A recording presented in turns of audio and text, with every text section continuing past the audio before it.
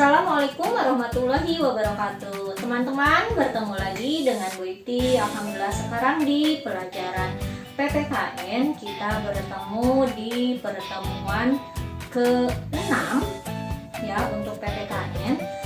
Alhamdulillah materi ini adalah materi terakhir di bab 6 mengenai NKRI. Nah, sebelum kita masuk ke materi, yuk kita baca doa sebelum belajar terlebih dahulu.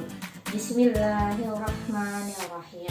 Rabbi zidni ilma warzuqni fahma. Amin. Oke, materi yang akan kita pelajari yaitu mengenai arti penting dan semangat peran daerah tempat tinggal dalam mendirikan dan mempertahankan NKRI. Yuk simak sama-sama. Oke, kita mulai dari arti penting daerah tempat tinggal dalam perjuangan mendirikan dan mempertahankan NKRI. Dukungan dan respon terhadap proklamasi kemerdekaan di berbagai daerah sangat luar biasa. Misalnya di Yogyakarta pada tanggal 5 September 1945, Sri Sultan Hamengkubuwono IX menyatakan negeri Ngayogyakarta Hadiningrat yang bersifat kerajaan sebagai daerah istimewa dalam negara Republik Indonesia.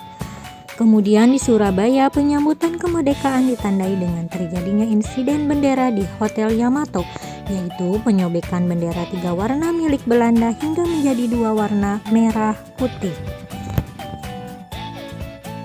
Nah, berikut ini ada beberapa contoh karakteristik daerah-daerah di Indonesia. Yang pertama yaitu dari Provinsi Sumatera Barat. Sumatera Barat adalah salah satu provinsi di Indonesia yang terletak di Pulau Sumatera dengan Padang sebagai ibu kotanya. Sesuai dengan namanya, wilayah provinsi ini menempati sepanjang pesisir barat Sumatera bagian tengah dan sejumlah pulau di lepas pantainya.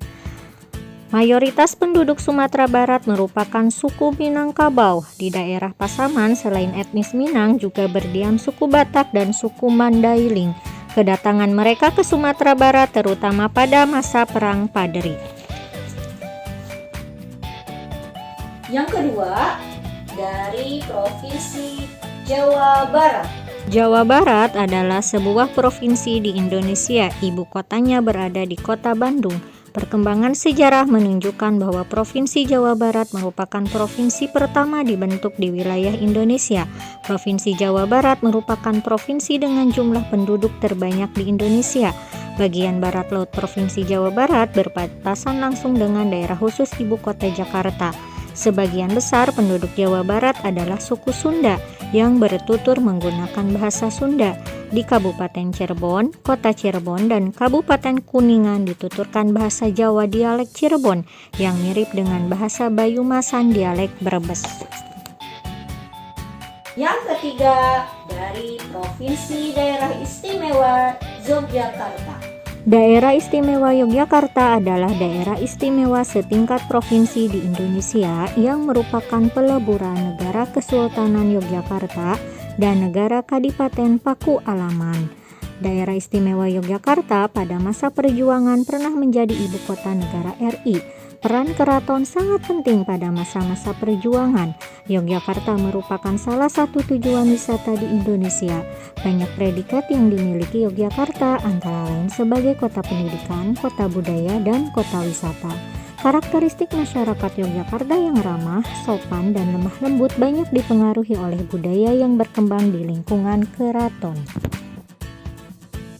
Yang keempat, ada dari Provinsi Bali.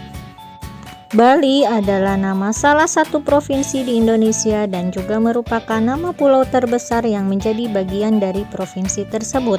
Selain terdiri dari Pulau Bali, wilayah Provinsi Bali juga terdiri dari pulau-pulau yang lebih kecil di sekitarnya, yaitu Pulau Nusa Penida, Pulau Nusa Lembongan, Pulau Nusa Ceningan, dan Pulau Serangan.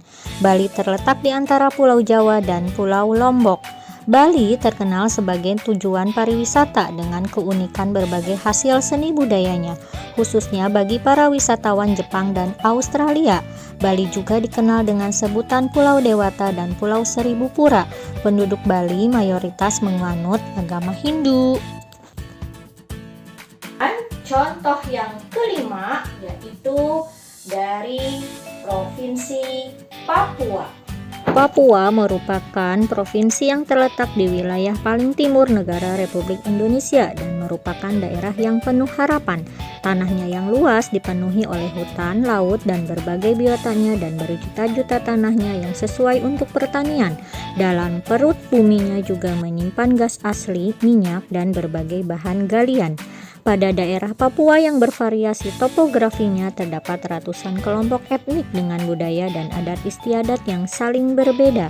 Di Papua ini terdapat ratusan bahasa daerah yang berkembang pada kelompok etnik yang ada.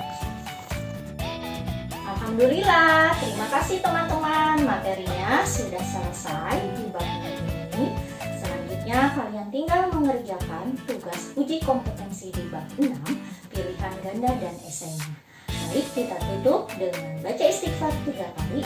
Astagfirullahaladzim, astagfirullahaladzim, astagfirullahaladzim. Dan doa kafaratul majlis. Subhanakallahumma wa bihamdika asyhadu an la ilaha illa anta astaghfiruka wa atubu ilaik. Terima kasih. Assalamualaikum warahmatullahi wabarakatuh. Dadah. Semangat NKRI.